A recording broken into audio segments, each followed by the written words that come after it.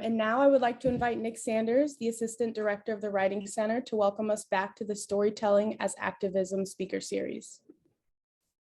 Thank you so much, Fatima. And thank you all for being here. Welcome back to the Storytelling as Activism, a speaker series.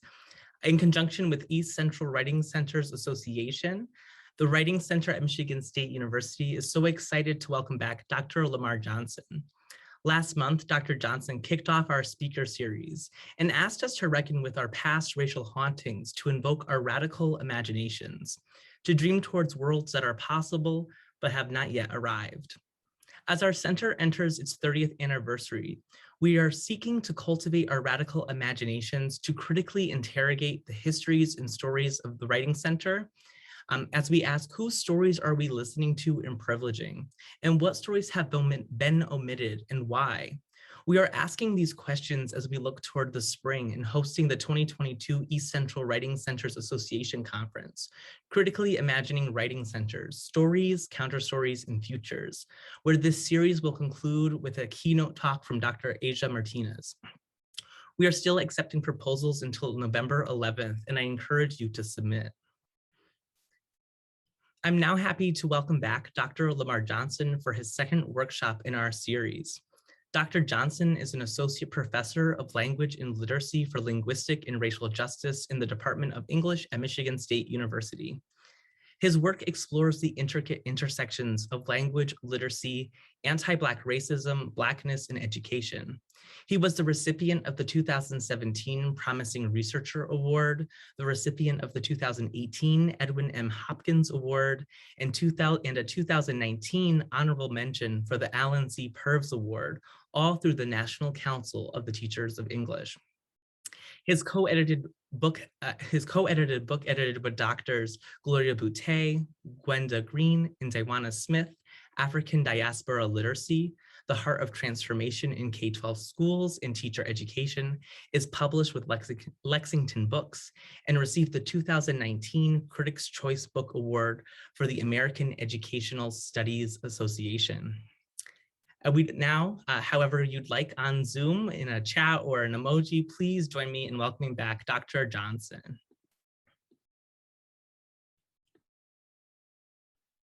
Thank you, Nick. I'm just going to share my screen before I get started.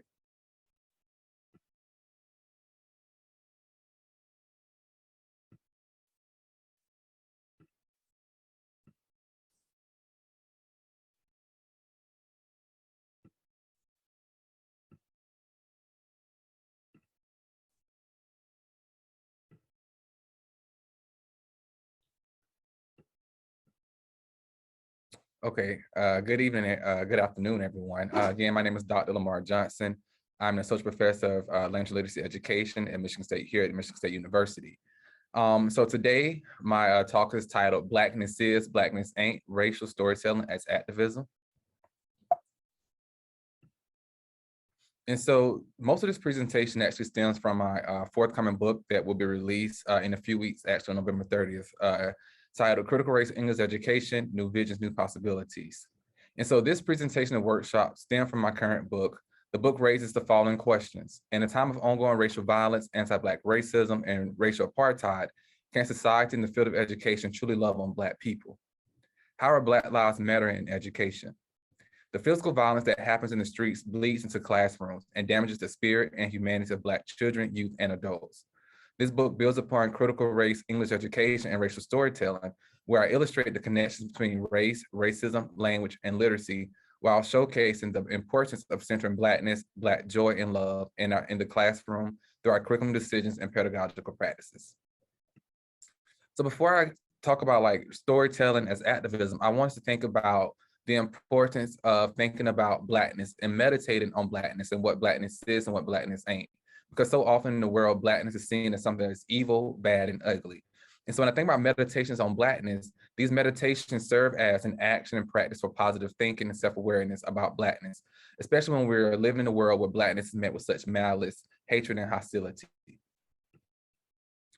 And so first we have to think about like, well, what is Blackness?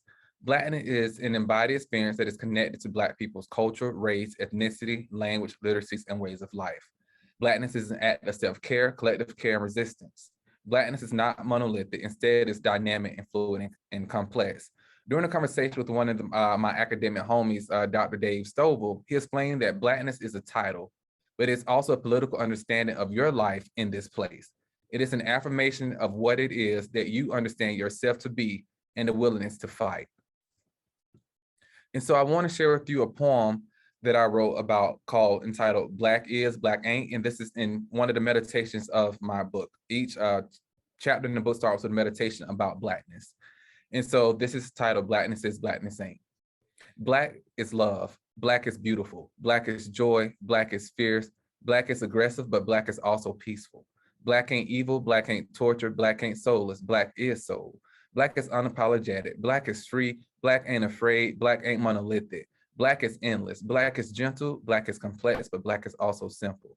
Black is resilient. Black is strength. Black is vibrant. Black is opulent. Black is light, but Black is also dark. Black is smooth. Black is delicate. Black is rough. Black is off the chain. Black is dope. Black is magical. Black is limitless. Black is. So in order to center Blackness and reimagine Blackness, we have to view Blackness through the Black gaze and the Black radical imagination. And so I want to talk about the Black radical imagination and what that actually means, still stemming from the first presentation a few weeks ago. When educators embrace the radical imagination, we need to understand that this work comes from the soul. Our body, mind, and soul all have to be intact. The radical imagination is a method of thought and an embodied experience where one begins to reimagine the world in which we live through understanding how the issues from the past, such as racism, sexism, classism, xenophobia, whiteness, patriarchy, and white supremacy, dangle in our present moment and will inform our future. In the radical imagination, racism, whiteness, anti-Blackness, brownness, white supremacy, patriarchy do not and cannot exist within the radical imagination. When we talk about the radical imagination, Dave Stovall says that it's not in a sense of reform, but to embrace the spirit of the radical imaginary that affirms that something different can be created. It is a fugitive space, a space where building requires tearing down in order to make anew. And when we say fugitive, it's important to understand that we're running and pushing back against the violence and running towards our freedom and liberation. When we embrace them and embody the Black radical imagination, we are fighting to change our current conditions. We are fighting for the world that we all demand and deserve. So often people see the world, school, literacy, language, and writing through the white imagination, which censors whiteness, it coddles whiteness, and protects white logic and white ways of being, speaking, and existing in the world. And so before we move forward, I want to really take time to really think about the radical imagination. Think about how our past, present, and future selves are always in this complicated conversation with one another, understanding how our past issues still dangle in our present moment and can shape and inform our future. So I want to share with you two clips, one from Tina Knowles and then one from Beyonce. And as I play these short clips for you, I want you to think about what are some ways that, you know, Beyonce and Tina actually embrace this notion of the Black radical imagination.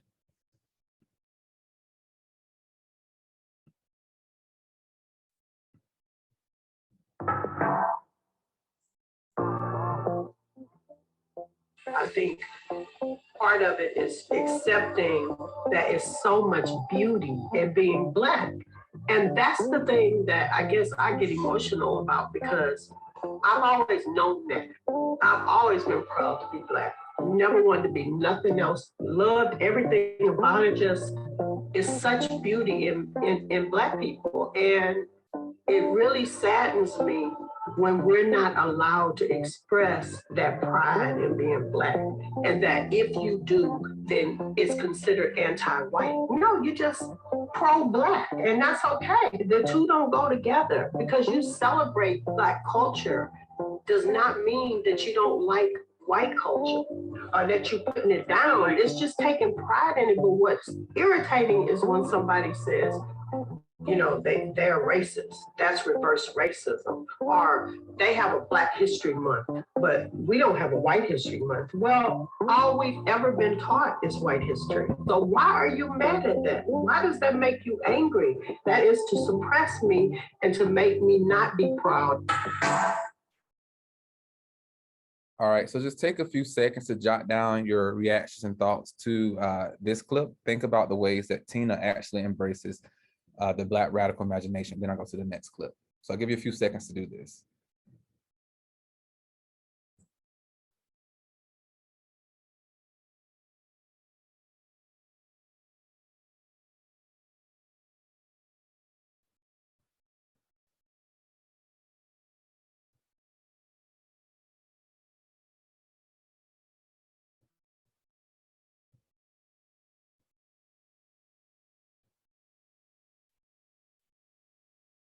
All right, I'll now share the next clip.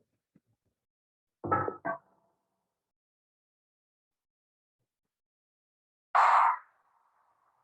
up in Houston, Texas. We lived in Prairie View. We rehearsed at TSU for many years in Third Ward. And I always dreamed of going to an HBCU. My college was Destiny's Child. My college was traveling around the world, and life was my teacher. I wanted a Black orchestra. I wanted the steppers. I needed the vocalists. I wanted different characters. I didn't want us all doing the same thing. And the amount of swag is just limitless. Like the things that these young people can do with their bodies and the music they can play and the drum rolls and the haircuts and the bodies and it's just not right. It's just so much damn swag. All right. So at this time, take a few moments to jot down ways that Beyonce actually embraces this notion of the radical imagination.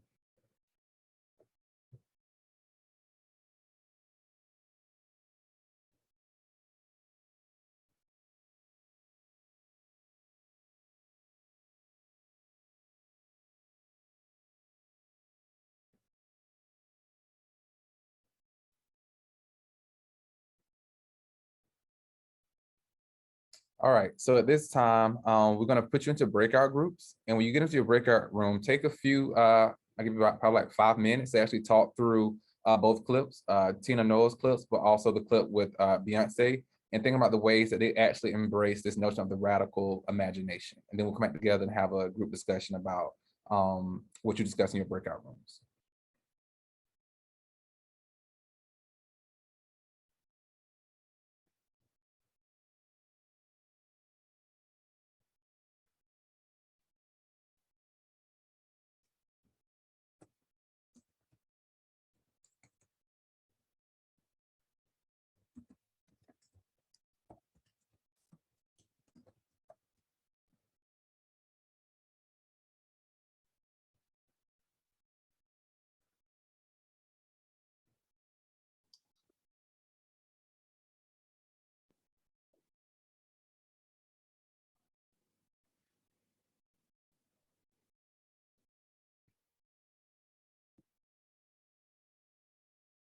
All right, we'll give everyone time to come back in and then we'll have a quick and brief discussion about the clips.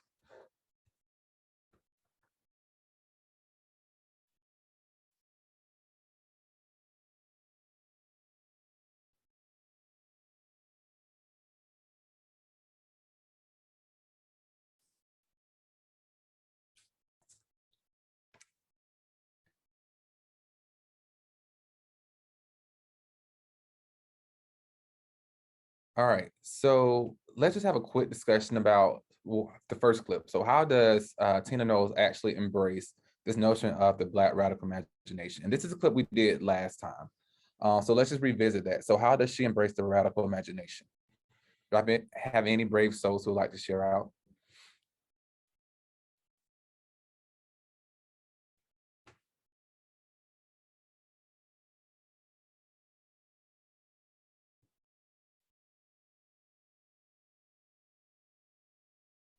I can start. Okay, thank you, Fatima. So basically in our group, we talked about how embracing Blackness, especially when it came to the first video, she said that, and she noted that embracing Blackness is not anti-white. We should be able to celebrate us and who we are, as the dominant narrative is the dominant narrative and is constantly celebrated and thought of and spoke about.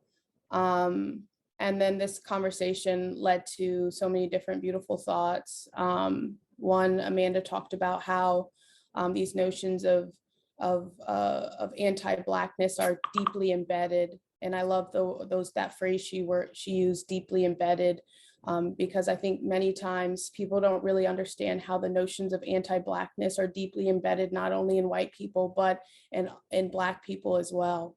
Right. And so we talked about that, and we talked through examples, and there were questions that arose. But overall, great discussion, and that was kind of like a little bit of the overview. Thank you. Anyone else like to add to that?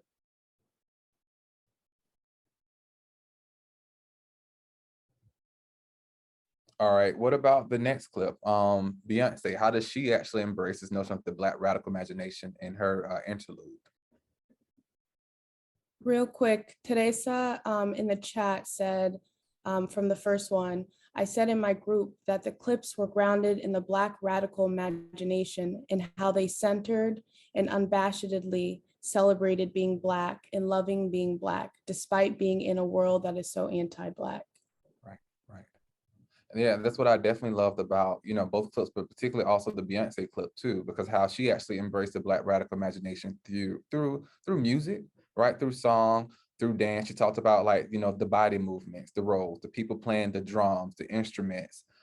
She also played tribute, she played tribute to HBCUs, which was also really good.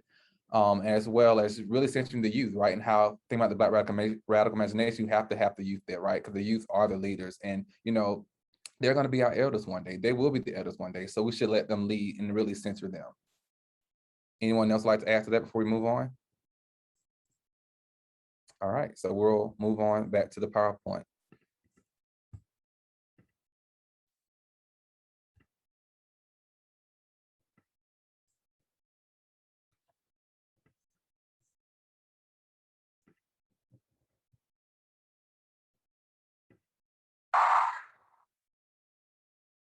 All right, and so now I want to get to talking about racial storytelling. But before we can talk about racial storytelling, I really want us to sit with, the radical imagination, because the radical imagination and racial storytelling, they work hand in hand. And I don't think we can actually engage in racial storytelling and do this type of soul work if you don't think about ways that we have to center Blackness within education, but also outside of education at the same time.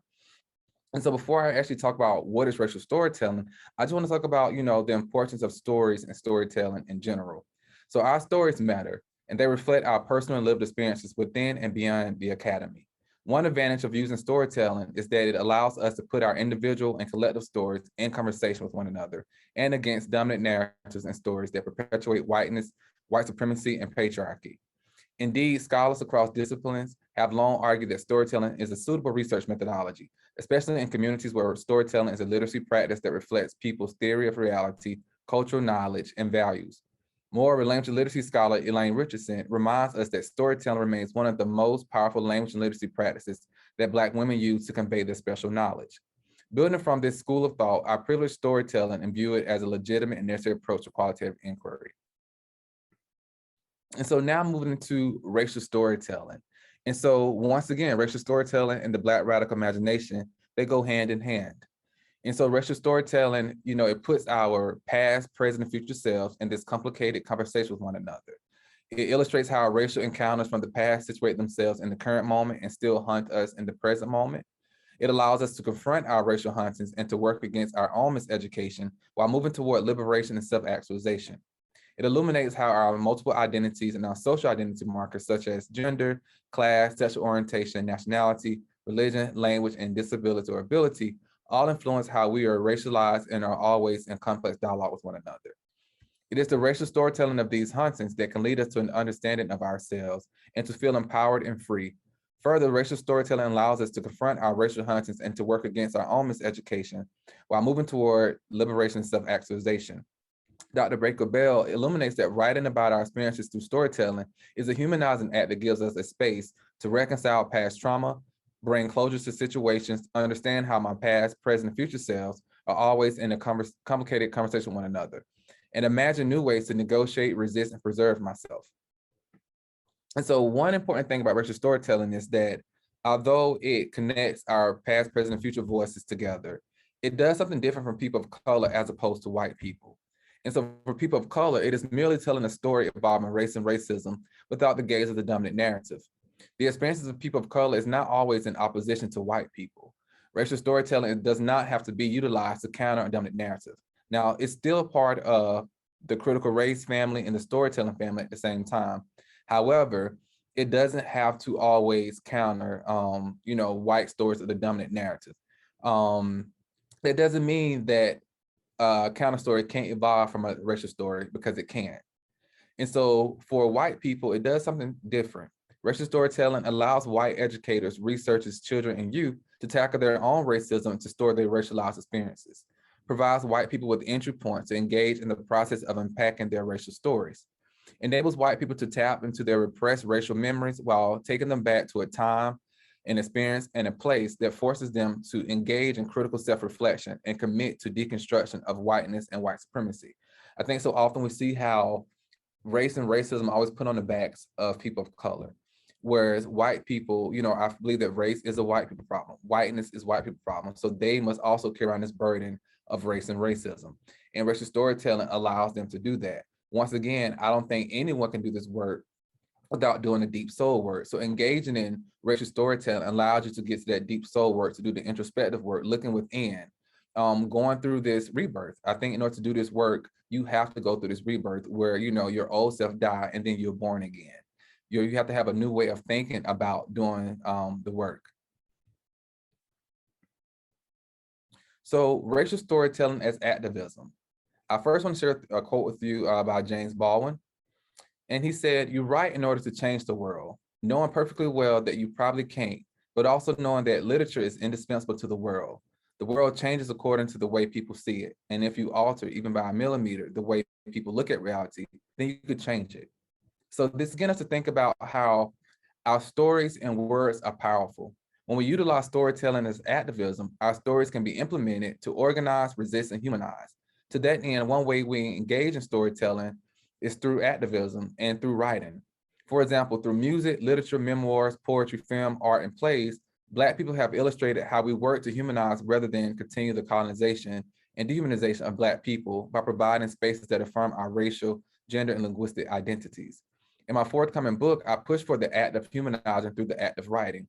It is noteworthy to mention that for years, Black writers and scholars have utilized a wide variety of literary genres to tell our stories of oppression, resistance, and humanity. Black writers such as Sojourner Truth, Frederick Douglass, Anna Julia Cooper, James Baldwin, and countless more expressed the Black experience, trials and triumphs through poetry, art, music, plays, essays, and a host of other literary forms and texts. So racial storytelling is activism. It requires deep soul work that pushes for self-actualization, liberation, and human freedom. True activist work comes from the soul. It centers storytelling as a component of activist work. We're always writing, speaking our experiences, struggles, pain, and love into existence. It illustrates how our racial stories are personal and political and connect to and are impacted by our real world experiences, and moves beyond the individual and impacts the collective. And so next, I want to share with you a poem by Dr. Jamila Scott called 2053. And as I share this poem with you, I want you to think about what are some ways that she actually embraces the Black radical imagination, but also how does she actually engage in racial storytelling?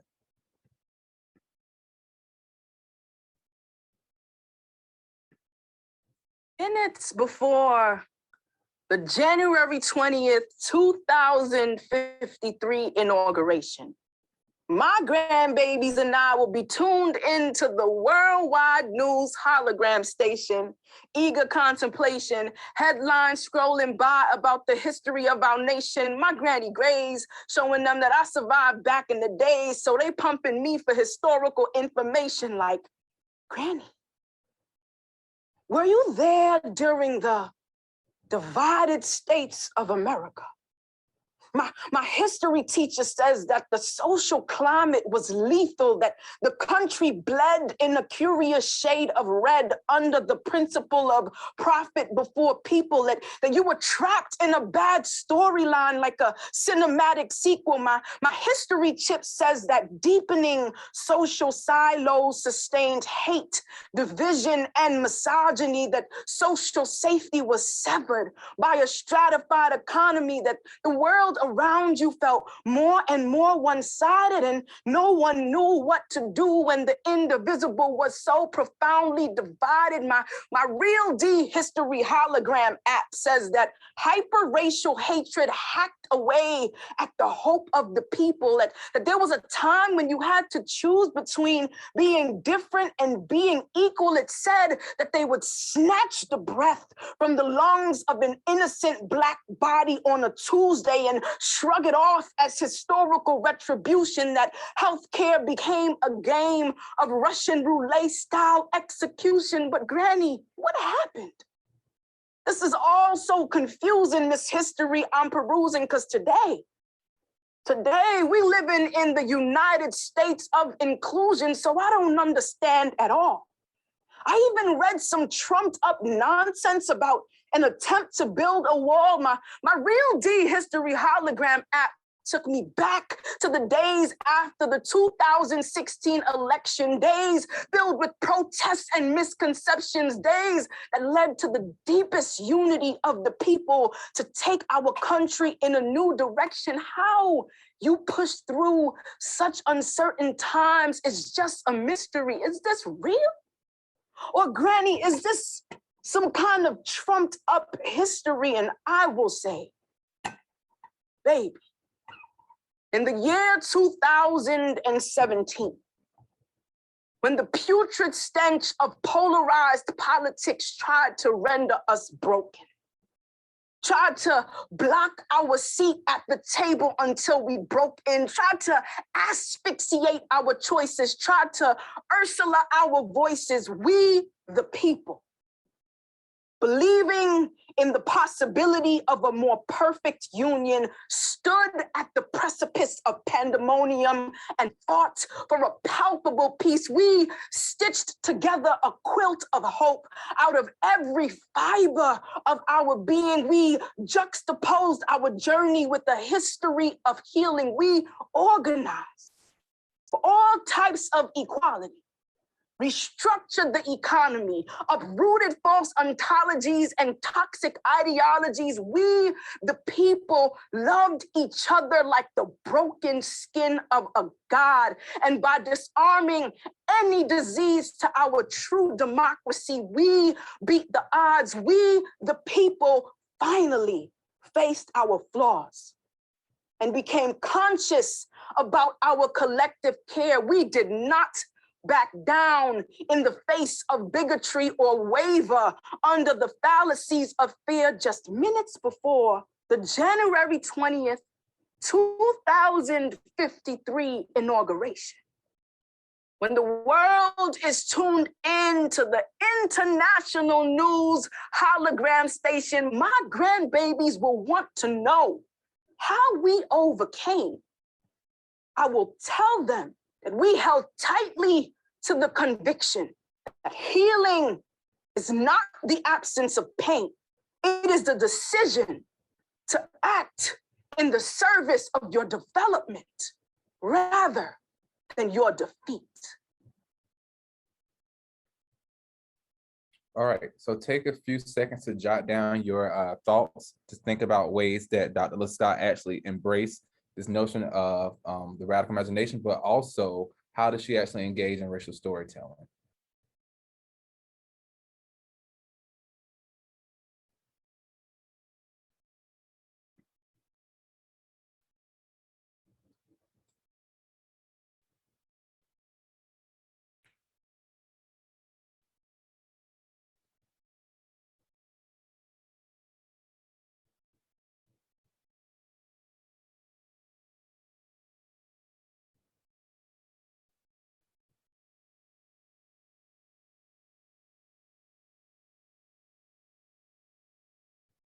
All right, at this time, we'll get back into breakout groups. I'll give you about 3 to 4 minutes to actually discuss, and then we'll come together as a whole group to have a conversation.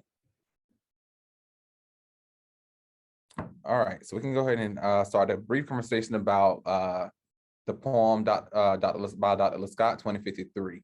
So how does she actually engage in racial storytelling? I heard some great comments about this in your breakout groups. Do you have any people who would like to share out their thoughts about it?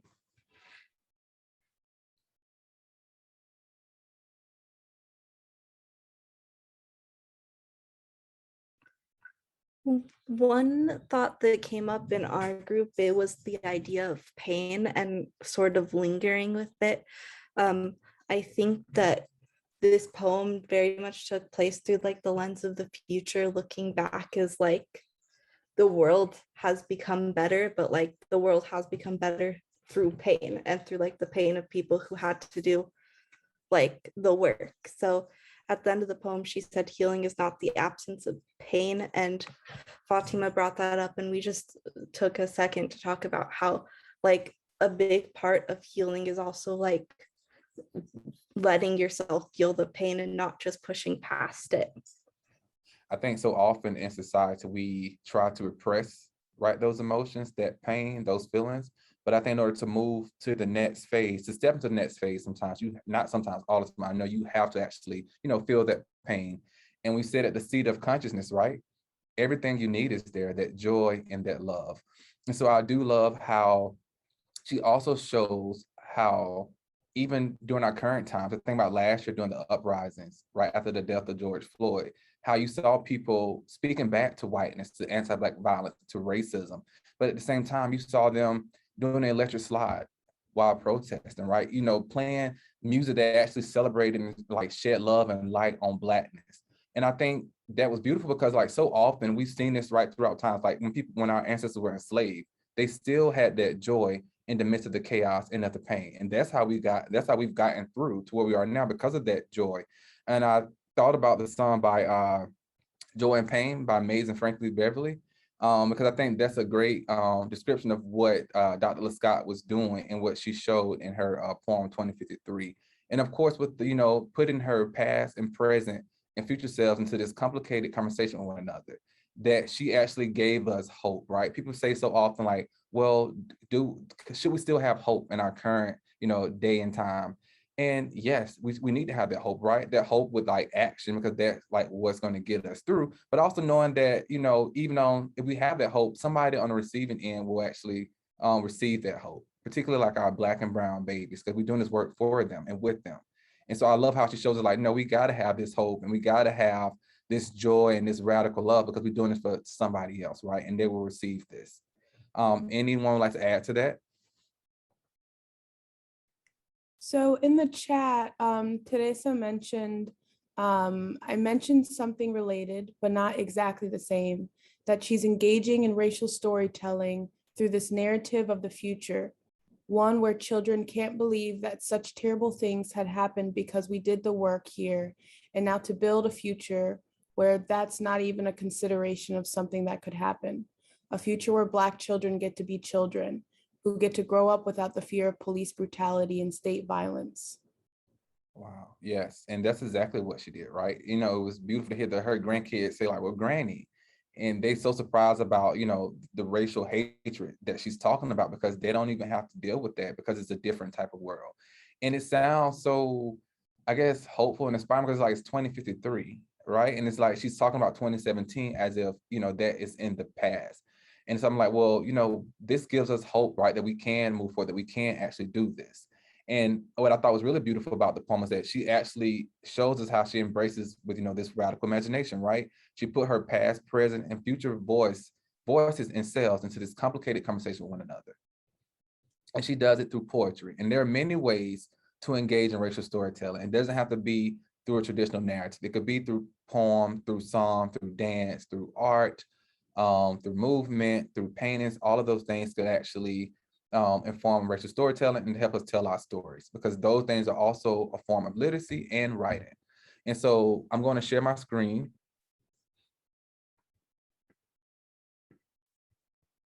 And now what we're going to do is we're actually going to engage in a writing activity. You won't be able to finish this today, but we'll help you get started thinking about racial stories and your racial story. And so here are the questions that you're actually going to tackle right here. How have my lived and racialized realities contributed to my conceptualization of myself and others as racialized beings? How does my racial background affect how I exist and operate within the world? How have my educational experiences been racialized? And so once again, you could take any medium to actually tackle these questions. through poetry, through art. You know, if you want to do a poem, you want to do a prayer, you want to do a traditional like narrative, you can. Also, I put these questions so that you can have them. I'll leave them up right now, but I also shared these questions on a Google Doc that Nick has. And so he also can share that prompt with you as well. And you can access the questions through that prompt. So I'll give you about, it's 1:51, let's say until 2:10 to actually write, and that's to get something down, because we're going to take your stories after that and get into do a quick writer's workshop around what you've written so far. So just try to write something. No need to rush through it. You won't finish it, but like at least try to have something so we actually can engage in a quick writer's workshop.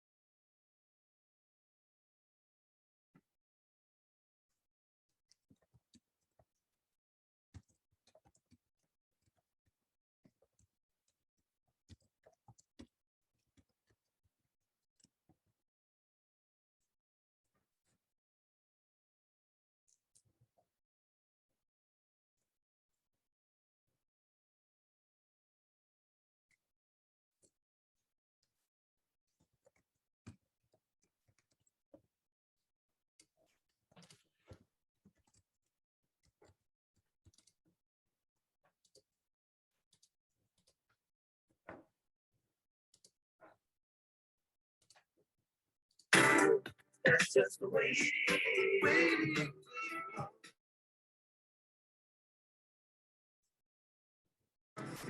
That's just the way it is. Things will never be the same. That's just the way it is. Oh yeah. Good morning, friends.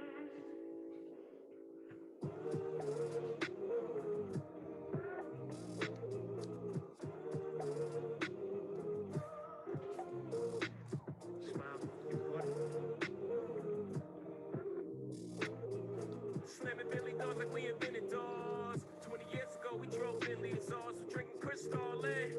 Yeah. Kept a tray on me like Chris Paul in. Drinking they spade like it's codeine now. Trying to put $1 million on the whole team now.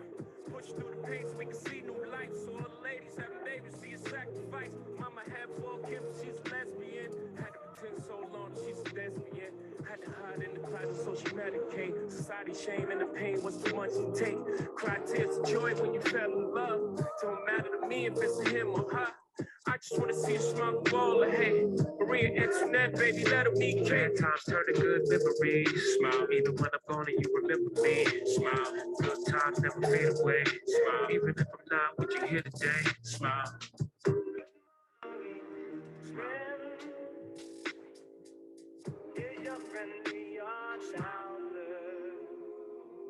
Forged draft picks, my name did not get called. Bet before I go, I put $1 billion on the board. Hall of Fame, hope I did it all without a pen. That knew that was coming, I had to remind y'all again, huh?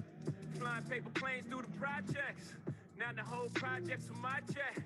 Now you see the real in the front row. And every one of y'all televised shows. Super facts. Niggas switch side, traded pride, we don't do all that. Loss ain't a loss, it's a lesson. Appreciate the pain, it's a blessing. Bad times turn to good memories. Smile, even when I'm gone and you remember me. Smile, good times never fade away. Smile, even if I'm not with you here today. Smile. I master my aesthetics. I know you often heard me wax poetic about being back in the Lexus, but trust me, that was nothing. A nigga up in the hundreds of millions, I have no ceilings. Oh, this that feeling, I'm that boy. Anita Baker's, you bring me joy. Slapping out of the toy, the separation is clear. In my rearview mirror, objects is further than they appear. Oh yeah, I was born with a pair. Playing for high stakes. Norman K. Kilo dumping out of the lip. Hard niggas can't relate. Fuck a slice of the apple pie with my own cake. Charging my own fate. Respect Jimmy Iovine. But he gotta respect the Elohim. It's a whole new regime. And niggas playing for power. So our music is ours. Niggas only own houses. Ours. Fuck you, pay me. Now it's fuck paying me. I pay you. Put the rest away for blue. That blood money, I giggle at it. Can't even support my Mrs. Habit. Jury shopping in All your jewelers should be embarrassed.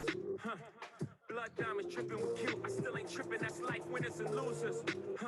Drug dealers and abusers. America like me ruthless. My therapist said I relapsed. I said prehaps I 40 and slipped in European whips. God sent me to break the chain. I'm the true living. God in the flesh. The rest these niggas is vain. A stain on the white suit. Inferior IQ. Niggas that rip your shit off title just to spite you. What did I do? So try to free you. Niggas that love you but hate you cause they can't be you. Dump them all in the bayou. Everybody wave vital. The guy you thought you could lie to. This was meant to be a haiku. My story's too wide to fit inside. The line is too old. Is that drugs? Heroin flow. I spaz on the stove. This is hoes. No flex on. Nigga who lied to you. Look, you're a pedestrian. Don't ever question this purity. I provide you. Oh, y'all thought I was washed. I'm at the cleanest. Laundering dirty money like the Teamsters. Shout out to Hopper back home. Me in the church. When I heard you got booked, that shit hurt. Feel for you, bro. We know the system don't work. Take a young nigga, freedom over some dirt. Yeah, it's legal in Colorado. Yeah, we deny. Black entrepreneurs, free enterprise. That's why it's a black market. That's why it's called the trap. That's why it's called the project. It's exactly that. These people is gonna kill me. Cause the more I reveal me, the more they're afraid of the real me. Welcome back, Carter. Smile. Living in the shadow, can you imagine what kind of life it is to live? In the shadows, people see you as happy and free because that's what you want them to see. Living two lives, happy but not free. You live in the shadows for fear of someone hurting your family or the person you love. The world is changing and they say it's time to be free, but you live with the fear of just being me. Living in the shadow feels like the safe place to be. No harm for them, no harm for me. But life is short and it's time to be free. Love who you love because life isn't guaranteed. Smile. I think part of it is accepting that it's so much beauty in being Black. And that's the thing that I guess I get emotional about because I've always known that. I've always been proud to be Black. Never wanted to be nothing else. Loved everything about it. Just it's such beauty in Black people. And it really saddens me when we're not allowed to express that pride in being Black. And that if you do, then it's considered anti-white. No, you just pro-Black. And that's okay. The two don't go together because celebrate Black culture does not mean that you don't like white culture or that you're putting it down. It's just taking pride in it. But what's irritating is when somebody says, you know, they're racist. That's reverse racism. Or they have a Black History Month, but we don't have a White History Month. Well, all we've ever been taught is white history. So why are you mad at that? Why does that make you angry? That is to suppress me and to make me not be proud.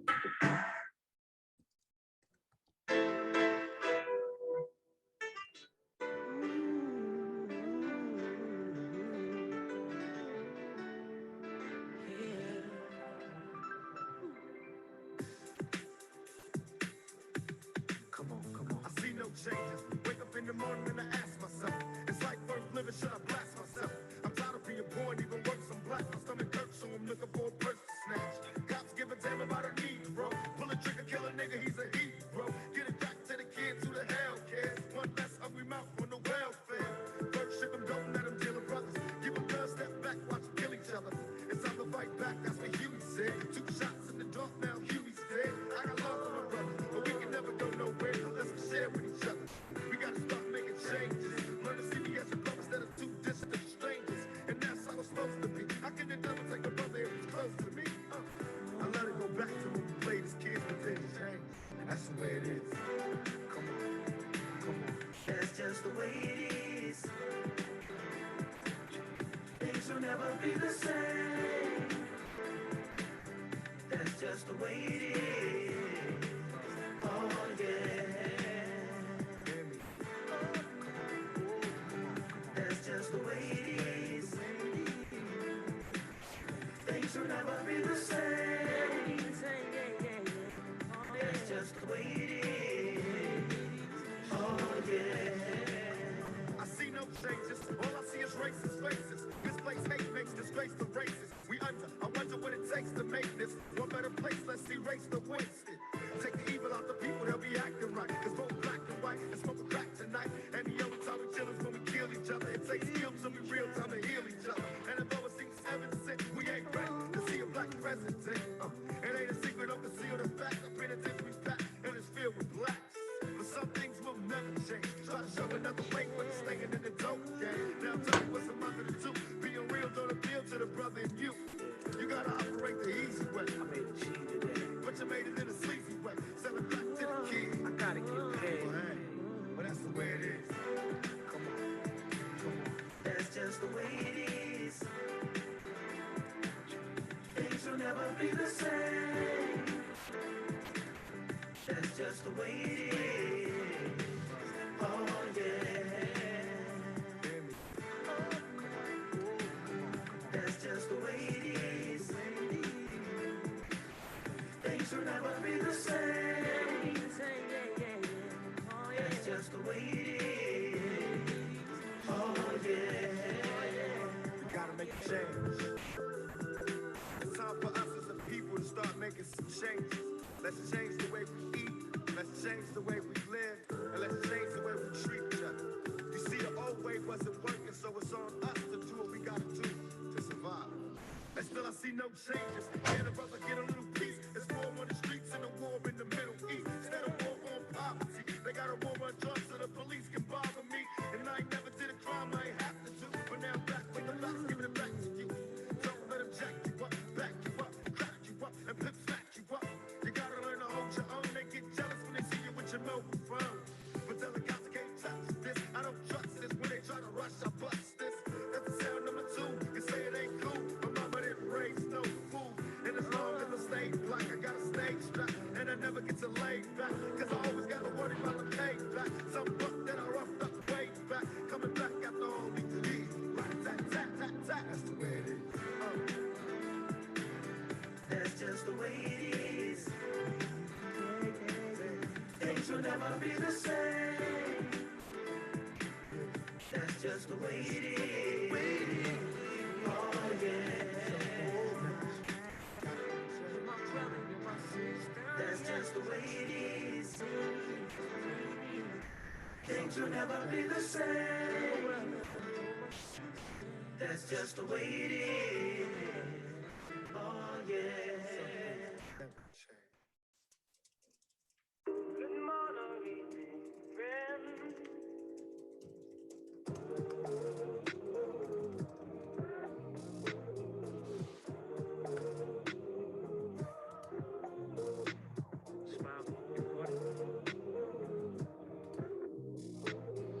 Slamming Billy doors like we invented doors. 20 years ago, we drove Bentley exhausts, drinking Cristal in. Yeah. Kept a tray on me like Chris Paulin. Drinking they spade like it's Kobe now. Trying to put $1 million on the whole team now. Push through the pain so we can see new lights. So all the ladies having babies, see a sacrifice. Mama had 4 kids, she's a lesbian. Had to pretend so long that she's a lesbian. Had to hide in the closet so she medicate. Society shame and the pain was too much to take. Cry tears of joy when you fell in love. Don't matter to me if it's a him or her. I just wanna see a smile go all ahead. Maria Antoinette, baby, let them eat cake. Bad times turn to good memories. Smile, even when I'm gone and you remember me. Smile, good times never fade away. Smile, even if I'm not with you here today. Smile.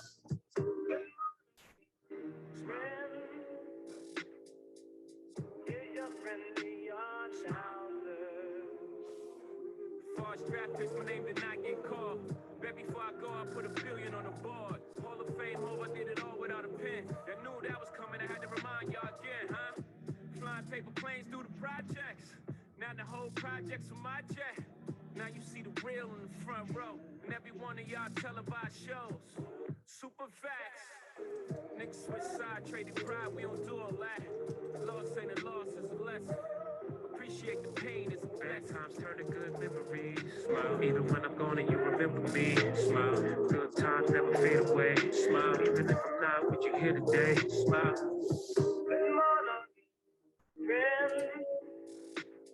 I master my aesthetics. I know you all been heard me wax poetic about being back in the Lexus, but trust me, that was nothing. Okay, 2 more minutes, then we'll come together. Never change for anybody else in the brown skin, yeah. Skin just like bird, singing the word. I never charge for anybody else singing. Especially with a broad boy like me. No believe in nothing but the Almighty. Just a little jeans and a pure whitey. She never dreamed forever be nobody wifey. She wanna mean a pretty but your heart is a miss. Play you like a villain cause she caught in a way. Tonight I am walking away. 9 to 5 mine and I cry, Tonight I might fall in love. Depending on how you hold me. I'm glad that I'm calming down. Can't let no one come control me. Keep dancing and call it love. She fights it by falling slowly. If ever you are in doubt, remember what mama told me. Brown skin girl, that skin just like hers. Your back against the world. I never tried you for anybody else. A brown skin girl, that skin just like hers. The best thing in the world. I never tried you for anybody else. Pose like a trophy when Naomi's walking. She need an Oscar for that pretty dark skin. Pretty like Lupita when the camera's closing. Drip broke the levy when my killer's rolling. I think tonight she might gray her braids. Melanin too dark to throw her shade. She minds her business and winds her waist. Roll like 24K. Okay. Tonight I might fall in love. Depending on how you hold me. I'm glad that I'm calming down. Can't let no one come control me. Keep dancing and call it love. She fighting but falling slowly. If ever you are in doubt, remember what mama told me. Brown skin girl, my skin just like hers. All right, I hope all of you had a really therapeutic and deep racial storytelling writing session that you got somewhere, and I hope you'll finish it later. But for right now, what we're going to do is we're going to move into some critical race writing circles. Usually I do this with attendees for my workshops or my students. And so I'm going to briefly talk about what are critical race writing circles. So critical race writing circles are critical writing communities that center race and racism at the forefront, along with intersectional identities such as language, nationality, class, religion, gender, sexuality. It allows writers to engage in critical conversation with other writers about their particular writing and racialized stories, and it connect and focus on the social and communal aspects of the writing process. And so what we're going to do now is you're going to get back into breakout groups. And while you're in breakout groups, you're actually going to not read your stories, but if you want to, you can, but not too long, but definitely talk through and share out what you actually wrote. And then I created like a Google Docs for you to actually access the critical race writing circles questions that you actually answer. So there are like 4 questions, and you will pick which question you actually want to tackle with your group. So once again, you'll get into these critical race writing circles. You'll talk through and share out your particular racial story that you've written thus far. And then you will choose from one of the 4 questions that you actually want to reflect on within your writing circle. And so I'll give you about 10 minutes to do this, and we'll come back together as a whole group and discuss.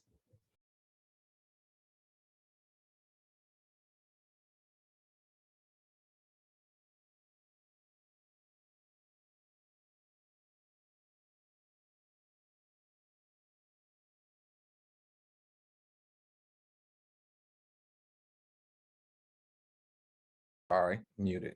All right, so at this time, we will take a few minutes just to see, do we have anyone like to share out?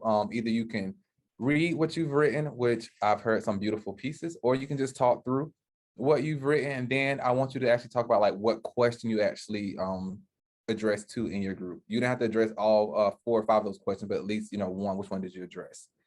Do we have anyone who'd like to share out? Yeah, I can share my poem that I wrote. Beautiful, thank you. Okay, so I wrote, and obviously this is rough, so. When you look at me, what do you see? My existence centered around notions of my blackness centered around notions of what Black is. When you look at me, what do you see? The idea of blackness, filtered through such a small lens. I cannot see it all, and neither can you. In a world where I'm either too Black or not Black enough, in a conceptualized state of who I am and who they see me as. I am love, radical, beautiful, or am I loud, abrasive, angered? When you look at me, what do you see? When I look at me, what do I see? Pain and sorrow wrapped in a beautiful bow of conformity. Thank you. Round of snaps for you. That was beautiful. Thanks for sharing. And what question did you tackle in your group? We kind of tackled all of them. Okay. But as for just like for my poem specifically, like what questions remain, just like the question that I asked at the end, because I asked, when you look at me, what do you see? And then I asked, when I look at me, what do I see? And then I say this thing of pain and sorrow wrapped in a beautiful bow of conformity, and I don't think that's obviously the only thing I see. So for me, I think that question still remains of, when I look at me, what do I see? And that's a powerful question to sit with, right? And to wrestle with as you think about how do I begin to continue to love on and accept, the light parts, but also the dark parts of myself. So that was powerful. Thank you. And I think also that wraps to the last question about how does this actually help you think about your radical future? If we had more time, we would actually do that, actually engage in adding the futuristic part to it, where you're speaking to your future self. So you definitely heading down the right road. Thanks for sharing. Anyone else would like to share?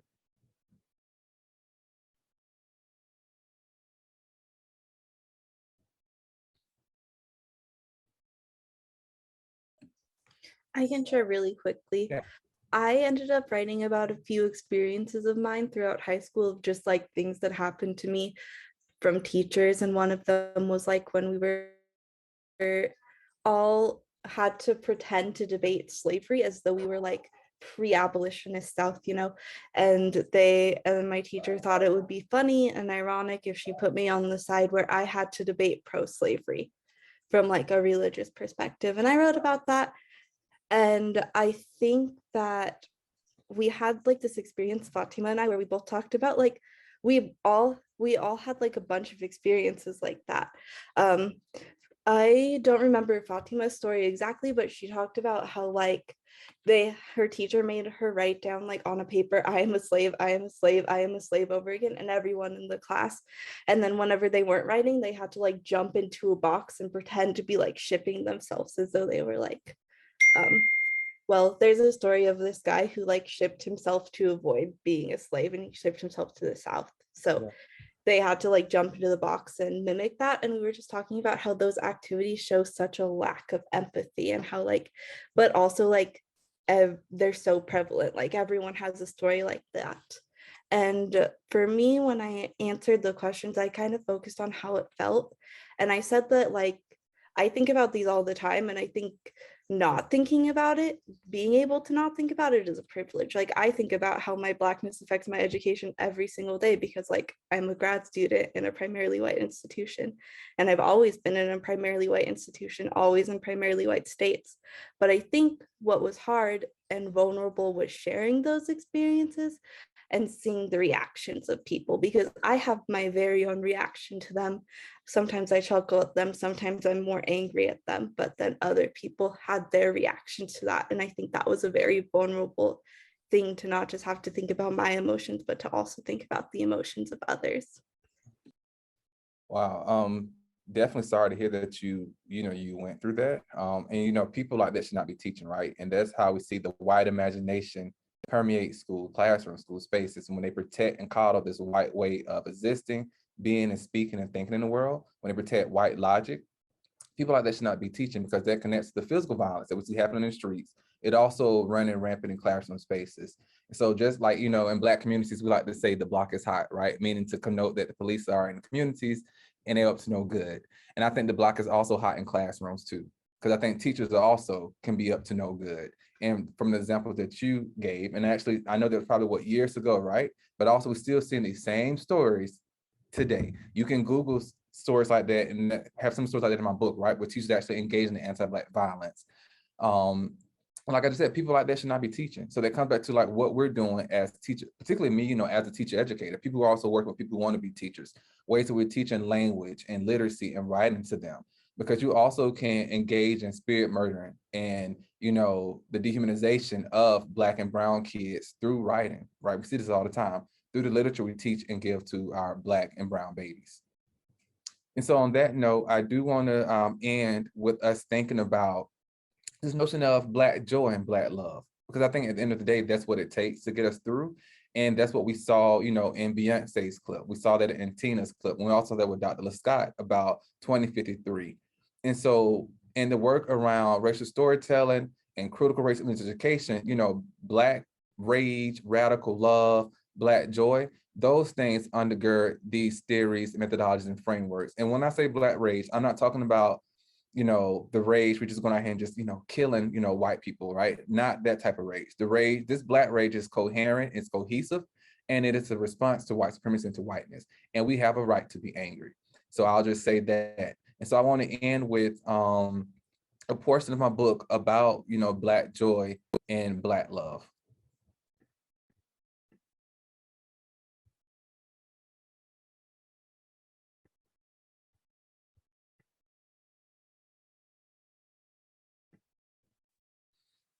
So even though Black people are maneuvering a racially stratified society that doesn't see them as human, we still possess and practice joy, Black joy. In her 2019 live album titled Homecoming, Beyonce reminds the people that Black joy is filled with so much damn swag. She asserts, and the amount of swag is just limitless, like the things that these young people can do with their bodies, and the music they can play, and the drum rolls, and the haircuts, and the bodies, and it's just not right. It's just so much damn swag.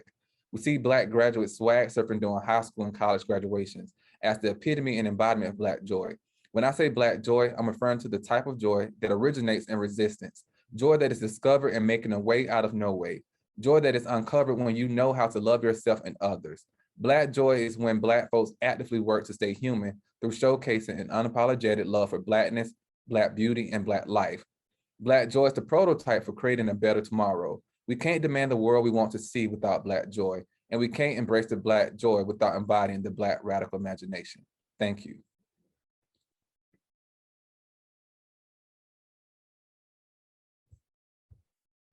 Thank you so much, Dr. Johnson. It's such a beautiful Welcome. book. We're very excited for the book. Thank you. I'm ready for it to release to the world. A few more weeks. Awesome. We're very excited. I know we're just about out of time, or we are out of time, but I just want to note that we hope to you continue this really important critical work and critical interventions in your daily lives. But we've also set up a Flipgrid option for folks to critically reflect and continue the conversation. And I think Gabby's going to pop that in the chat, but I will also email recordings to everyone who are at the first and second one with that moment for folks to do some of that reflective work if they want to continue sharing. All right. Thank you. I really appreciate it. Of course. And thank you for the invitation, for allowing me to share my work with everyone. Thank you. And I know we didn't have time for questions, but if anyone has any questions, feel free to email me.